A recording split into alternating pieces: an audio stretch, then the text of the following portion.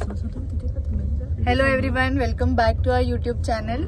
So आता आम्ही चाललो आहोत वणीला. त्र्यंबकेश्वरला दर्शन आमचं झालं नाही, खूप लाईन होती. मग फक्त आजी माझी आहे तिचं दर्शन झालं आणि आता आम्ही वणीला चाललोय देवीला. तर तुम्ही बघा पुढचा प्रवास आमचा आणि तुम्ही पण आमच्यासोबत ऑनलाईन दर्शन घ्या. तर हा आहे सप्तशृंगीला चढायला घाट. हे पूर्ण घाट सेक्शन आहे. तुम्ही बघू शकता की केवढं उंच डोंगर आहे इथे. या साईडला पण बघा किती सुंदर डोंगर आहे बाजूला. खूप मस्त वाटतं आणि खूप गार आहे इकडे.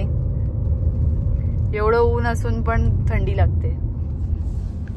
तर पुढे तुम्ही व्लॉग बघत राहा आणि मजा करा.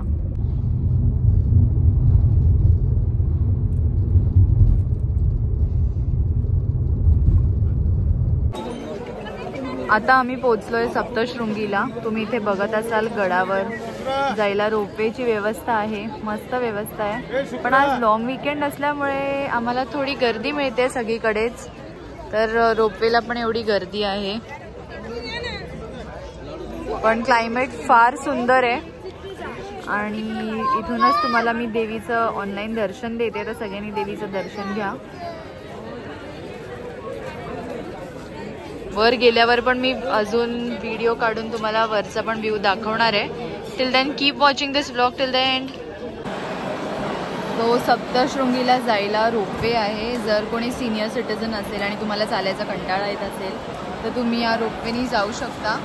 याची तिकीट 110 रुपीज आहे पर पर्सन. खूप फिजिबल आहे आणि सेफ पण आहे. तुम्ही ते बघू शकता याचा मेकॅनिझम. मस्तपैकी फटफट दर्शन होतं.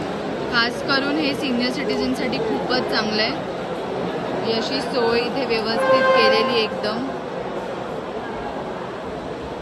आता रोपवे मध्ये आहोत.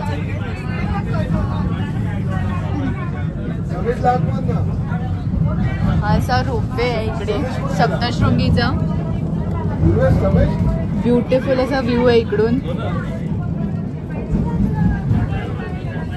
तुम्ही बघू शकता की किती सुंदर आणि कम्फर्टेबल आहे. असे सिटिंग अरेंजमेंट आहे. तुम्हाला पण कधी सप्तशृंगीला यायचं असेल तर तुम्ही रोपवेने येऊ शकता.